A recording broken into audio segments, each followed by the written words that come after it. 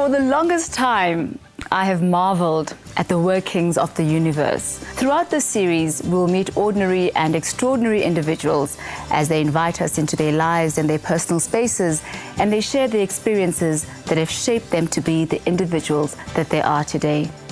Welcome to Live with Tami, and thank you so much for joining us.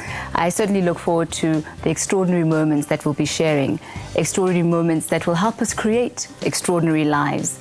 Today is all about the power of believing, all about the power of creating the life that you want to live.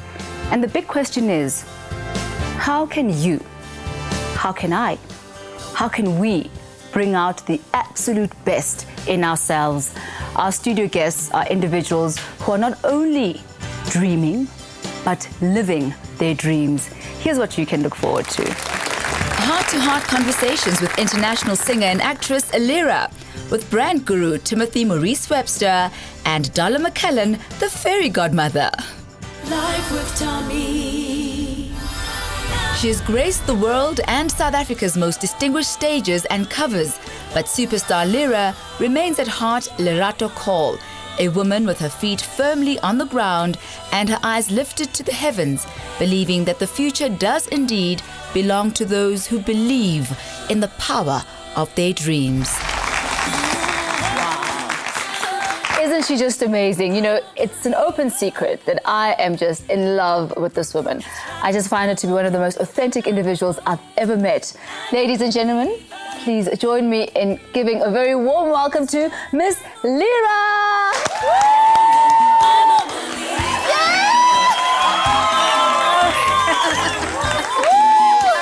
Oh, isn't she just so beautiful? Oh, thank you. Yes. How are you? This is so exciting. Hello, everyone. You always look like a goddess. Oh, thank you. Always do. Always just mwah. Thank you. And I was just thinking about the first time we actually met. I think it was the Metro FM studios, and we were doing an interview. And I must tell you, she walked in and she was looking her beautiful, gorgeous self. And I was like, wow, she actually really is pretty, you know? So it's not just the pictures. And then she opened her mouth. And I opened mine when she opened hers. Because what came out of your mouth just awakened something inside of me. There is just a source and a strength that is just unparalleled. Where does that come from? I can only say it comes from that which created me. That's the best way I can probably describe it. There's something that lives inside all of us. That is our true authentic self that connects us with each other. We call it God, we call it life, we call it love. But it's who we are when we're really not trying to be anything that we expect other people, to think we are. And I've just come to that point where I'm so okay with what I am. I'm okay. It's enough. It's perfect for me, and it is me. Have you always been at this point? Absolutely not. Very unconfident growing up. Very fearful, actually. Very timid. Very dissatisfied with how I was, What is there to be dissatisfied about? But admittedly, when we grow up, we go through all kinds of things. And I've gone through all of those things where you just feel like you're not right, you're not well put together. Like, why didn't I have a face like Tami? Why didn't I have legs like so-and-so? Why didn't I have this like so-and-so? Why wasn't I born Bill Gates' daughter? I understand. Why didn't I have a voice like Lira? There you go. I mean, I have those moments all the time. Right. And it's a recipe for absolute misery, because you saying what you are is not right. So my thinking was, surely for the fact that I exist, the fact that I'm like this, there must be a reason. There must be a special purpose for why I'm like this. My small frame, my long neck produces this light, crisp voice. That is my uniqueness.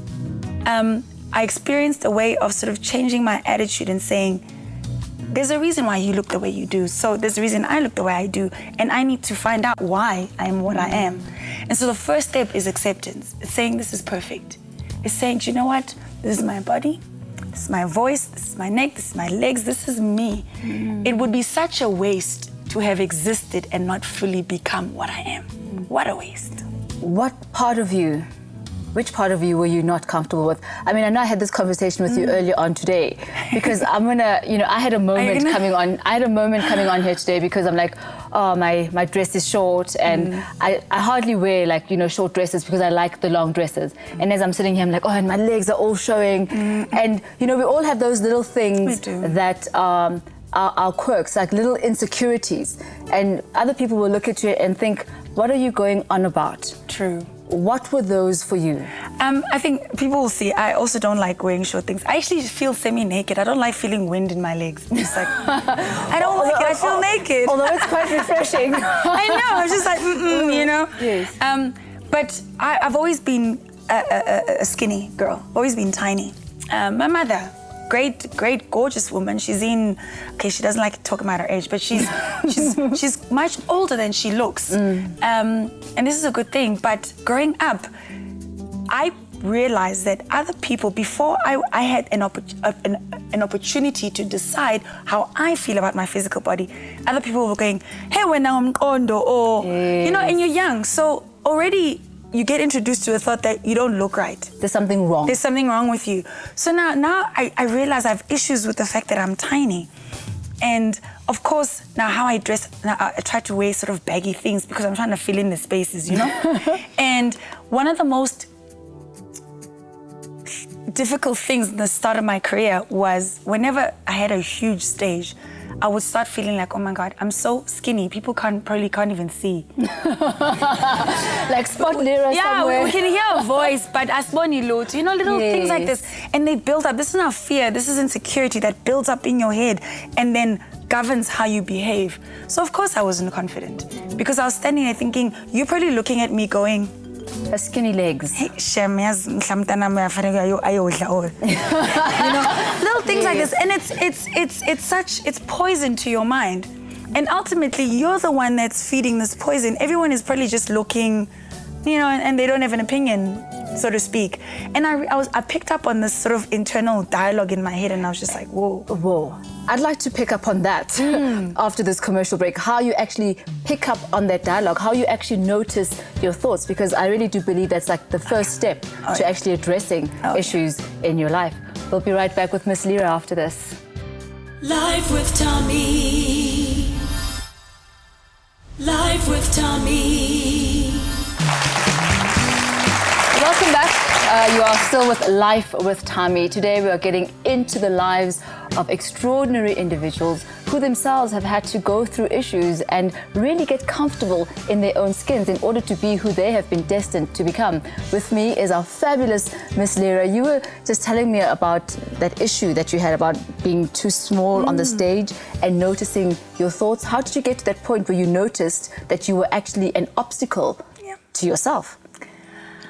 I can't recollect the exact moment, but I would catch myself defeating myself, where sometimes I'd get up and I'd feel great. I feel like I really look nice. I'm gonna stand on that stage and do my thing. You're a believer. I was believing at that time, and then I get on stage and I fall apart. And of course, you come off stage and you beat yourself up.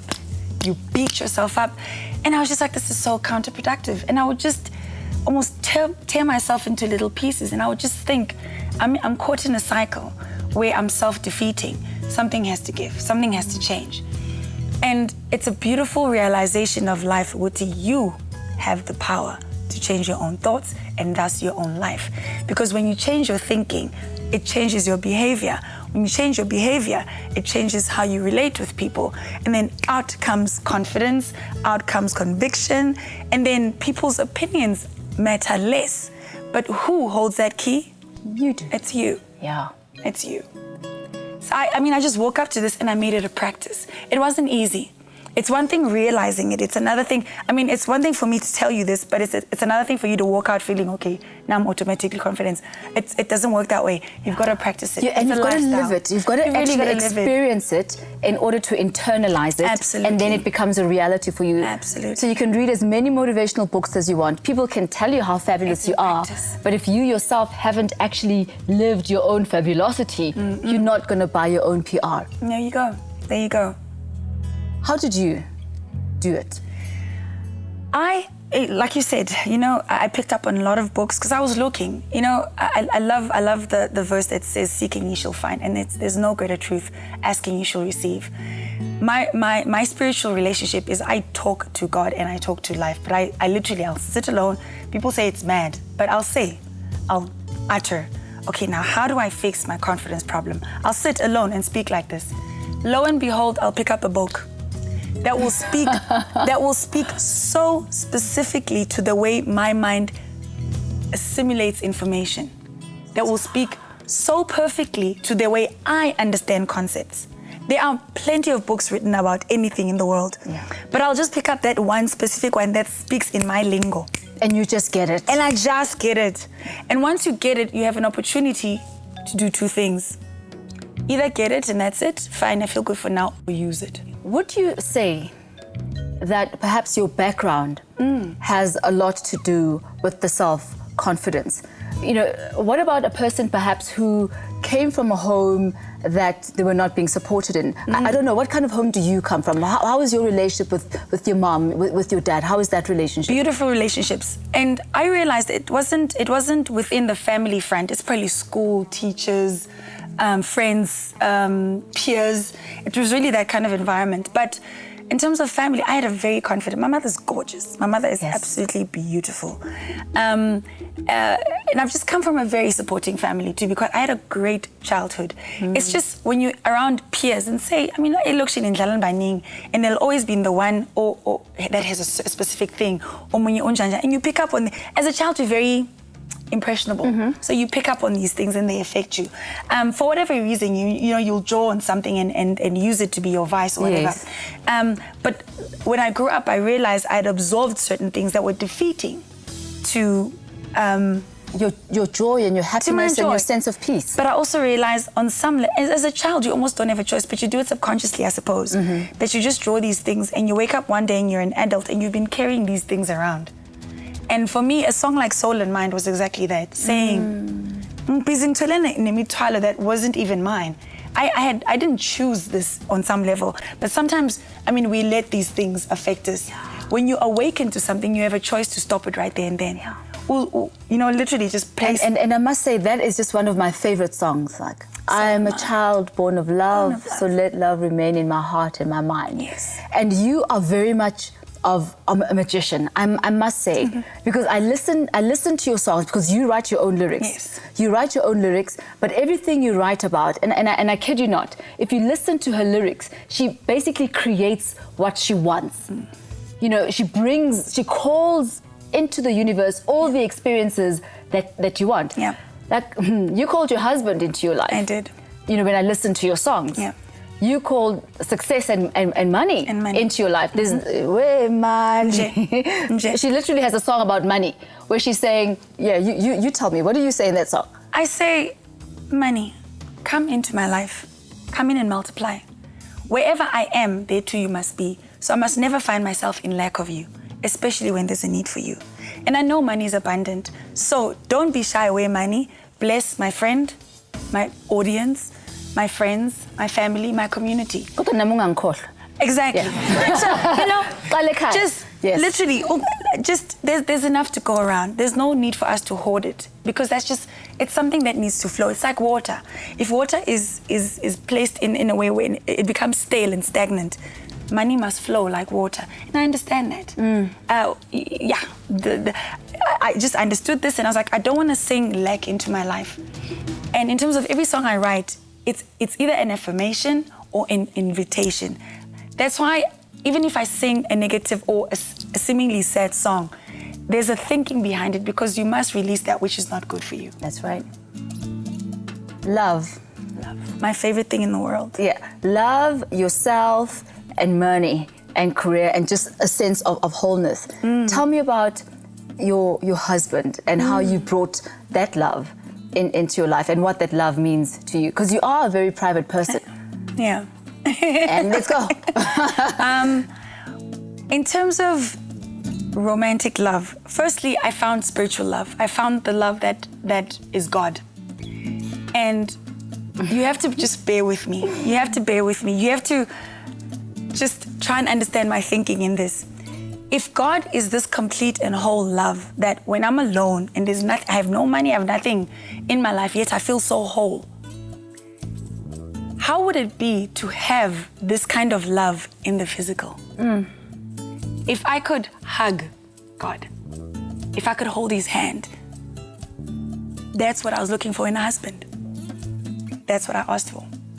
And lo and behold, he brought him to me. He brought a white man, but he brought him to me nonetheless. And God has a sense of humor, you know? You weren't specific. I wasn't specific. You didn't say you wanted I just said I want love. I want myself a good man. I just said, this is what I'm looking for. I want support. I want something that's going to keep reflecting you to me. You know, that would allow me, when I want to say, thank you, God, I just want to give you a hug and just grab my husband and hug him. And he's right there. And he's right there. And the color thing is not an issue for you? It's not. Has He's it ever my been? gift. Has it ever been though? No, not at all. Not at all. In the beginning, I was just like, this can't be. Because I knew who he was, you know? I was just like, no, but wait. Not this one. I was like, no, but like you would assume, you would just automatically assume Gucci, you know, brown with brown. No, God has other plans. And I think it was very clever because I could have easily missed it. I could have so easily walked away. My heart knew it. My eyes were like, oh, no, this is not right. And I followed my heart. And it's been such a spot-on blessing. Maktiwa, somebody is divinely blessed. It's through that man. Oh, Miss Lira, there's a magazine that I saw where you say, I want the whole world to know who I am. And from my lips to the universe, the entire world will know who you are. No, because the entire world has a whole gift to receive from you. Thank you so much. Thank you. I appreciate that. We'll be back right after this.